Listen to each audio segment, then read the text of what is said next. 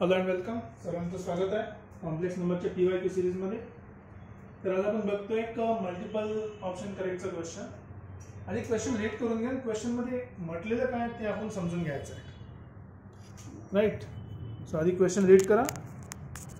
एकदा question read केलं की तुम्हाला आयडिया येणार की ॲक्च्युअली आपल्याला करायचं काय. और उदाहरणार्थ क्वेश्चनमध्ये आपल्याला म्हटलं की Z1 Z2 ही कॉम्प्लेक्स नंबर आणि काहीतरी झेडचं रिलेशन दिलेलं आहे, ठीक आहे. फॉर सम, इथे हा शब्द महत्वाचा आहे, real value of T. Real value of T with हे टी जाऊ दे 0 आणि 1 ची मधात आहे, ते इम्पॉर्टंट नाही आहे. आणि याचा आर्ग्युमेंट काढला कुठल्यातरी कॉम्प्लेक्स नंबरचा आणि त्याच्याशी रिलेटेड तुम्हाला म्हटलंय याच्यापैकी कुठली कंडिशन व्हॅलिड आहे. महत्वाचा पॉईंट इथेच आहे की आपल्याला जे झेड दिलेला आहे ना, z equals to 1 minus T z1 plus T times z2. आता महत्वाची गोष्ट हे सांगितली की टी काय बिलॉंग्स टू रियल नंबर. आता हा जर रियल नंबर असेल याचा अर्थ जो नवीन z बनलेला आहे तो पहिल्या नंबरला काहीतरी मल्टिप्लाय करून आणि दुसऱ्या नंबरला काहीतरी मल्टिप्लाय करून बनला आहे. आता मल्टिप्लिकेशनची केस जर तुम्हाला आठवत असेल, नाही आठवत असेल डायरेक्टली लक्ष येणार नाही, पण आपण एक गोष्ट बघितली होती. सपोज ही जर माझी स्ट्रेट लाईन असेल, इथे माझा एक Z1 नावाचा कॉम्प्लेक्स नंबर आहे, इथे Z2 नावाचा कॉम्प्लेक्स नंबर आहे आणि मध्ये कुठे एक असू द्या नंबर Z. इथे A असेल समजा सेक्शन, हा सेक्शन B. आता बघा लक्षात ठेवा A आणि B काय इथे रियल नंबर आहे, ते आपण बघितलं होतं, बिलॉंग्स टू रियल नंबर. इथे सेक्शन फॉर्म्युला अप्लाय होतो, A into Z2 B into Z1. तर Z ची जी व्हॅल्यू आहे ती काय मिळाली ती आपल्याला A into Z2 plus B into Z1 divided by A plus B. म्हणजे बेसिकली जो नवीन कॉम्प्लेक्स नंबर अप्लाय या लाईन मधला जो सेक्शन फॉर्म्युला अप्लाय करून आपल्याला मिळाला कॉम्प्लेक्स नंबर आहे तो Z1 सोबत काहीतरी नंबरने मल्टिप्लाय करून आणि Z2 सोबत काहीतरी रियल नंबरने मल्टिप्लाय करून आपल्याला मिळालेला आहे. आता इम्पॉर्टंट पॉईंट फक्त तेच आहे की खालची जी व्हॅल्यू A प्लस B ते आहे का. इथे सध्या डिवाइड मध्ये काय आहे, फक्त 1 आहे. आपल्याला एक मायनस टी पाहिजे आणि प्लस टी पाहिजे. आपण बेसिकली मायनस टी आणि प्लस टी करू शकतो इथे, ठीक आहे. एकदा मायनस करा एकदा प्लस करा. म्हणजे बेसिकली आज झाला काय actually it is a Z एक कॉम्प्लेक्स नंबर आहे जो 1 मायनस टी रेशो मध्ये आणि टी रेशो मध्ये Z1 Z2 ला डिवाइड करतो. बघा 1 मायनस टी प्लस टी. म्हणजे माझ्याकडे एक स्ट्रेट लाईन आहे कुठली तरी अशी, या स्ट्रेट लाईन वर आपल्याला मिळाला आहे Z2 Z1 आणि Z2. इथे कुठला तरी नंबर असेल, सपोज ॲज्युम करतो Z, आणि हा जो Z आहे हा इथे 1 मायनस टी ने डिवाइड करतो आणि हा इथे टी ने डिवाइड करतो. म्हणून तुम्ही मल्टिप्लाय केला असेल ना, Z1 सोबत 1 मायनस टी आला आणि Z2 सोबत काय आला, टी टाइम्स आला. दोघांचे ऍडिशन करणार तुम्ही, तुम्हाला काय मिळणार, टी आणि T cancel, divide by 1. Divide by 1 म्हणजे given complex number. So basically आपण काय म्हणू शकतो की Z1 and Z2 are collinear. आणि आणखी एक महत्वाचा पॉईंट असा आहे, कोलिनियर मध्ये आणखी एक महत्वाचा पॉईंट असा आहे की हा जो डी ची व्हॅल्यू आहे ही 0 आणि 1 च्या मध्ये, याचा अर्थ पॉझिटिव्ह आहे. ही व्हॅल्यू पॉझिटिव्ह आहे, ही पण व्हॅल्यू पॉझिटिव्ह आहे, तर खालचा आन्सर पण ऑलरेडी पॉझिटिव्ह आहे. याचा अर्थ की हे जे काय म्हणतो आपण याला सेक्शन मध्ये डिवाइड केलं आहे हे कुठलं आहे, इंटरनल डिव्हिजन आहे.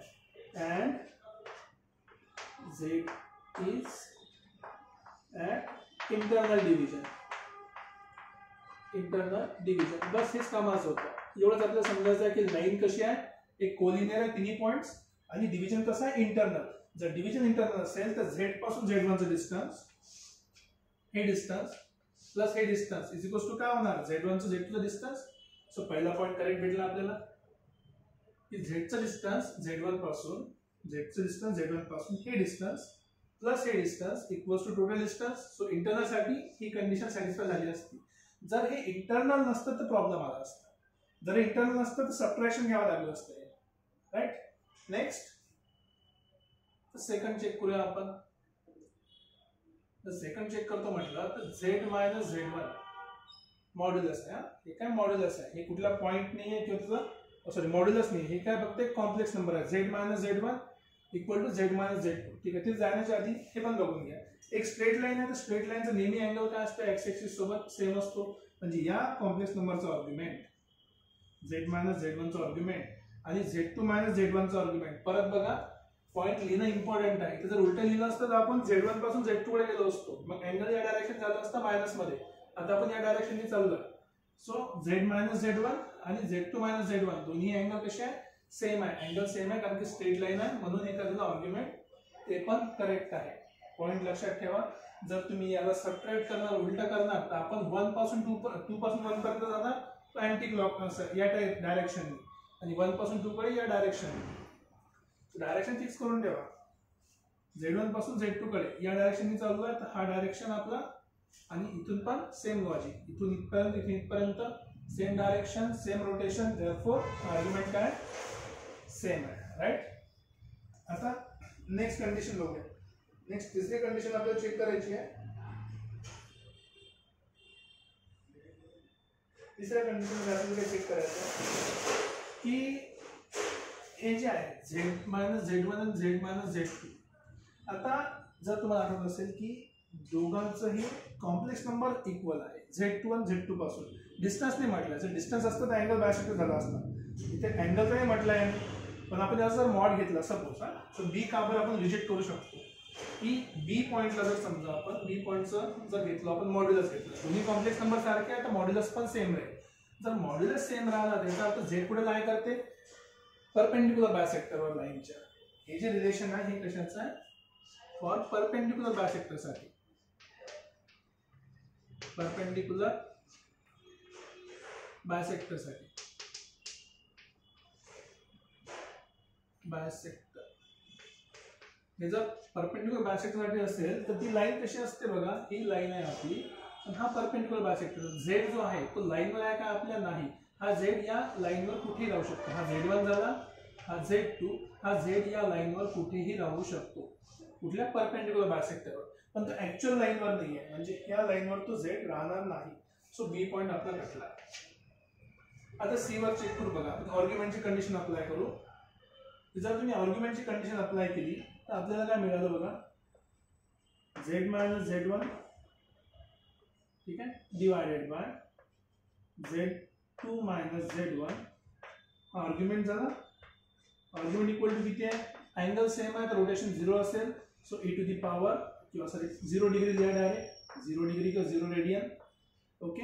आता मला कॉम्प्लेक्स नंबर बनवायचा, तर e टू दी पॉवर जाणार, e टू दी पॉवर 0 ची व्हॅल्यू 1 असते. सो बेसिकली आम्हाला मिळालं Z minus Z1 upon Z2 minus Z1 is equals to काय, ते काय असणार आहे, करू शकता तुम्ही इझिली.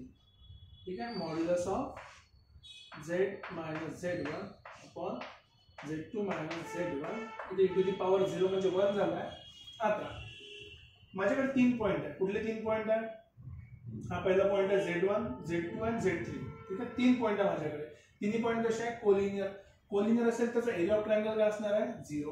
पण जर तुम्ही याचा एरिया ऑफ ट्रायंगल काढायचा प्रयत्न केला, ठीक आहे, एरिया ऑफ ट्रायंगल काढायचा प्रयत्न केला असा की Z कॉन्जुगेट 1, Z1, Z1चा कॉन्जुगेट 1 आणि Z2चा कॉन्जुगेट 1 इक्वल्स टू 0.